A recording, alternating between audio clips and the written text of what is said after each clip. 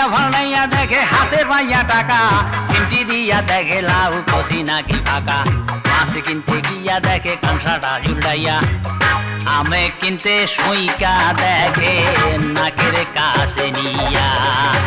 আঙ্গুর মুখে দিয়া দেখে মিষ্টি নাকি টক, মরিচ কিনতে ভাঙ্গা দেখে হাতে নাকি টক।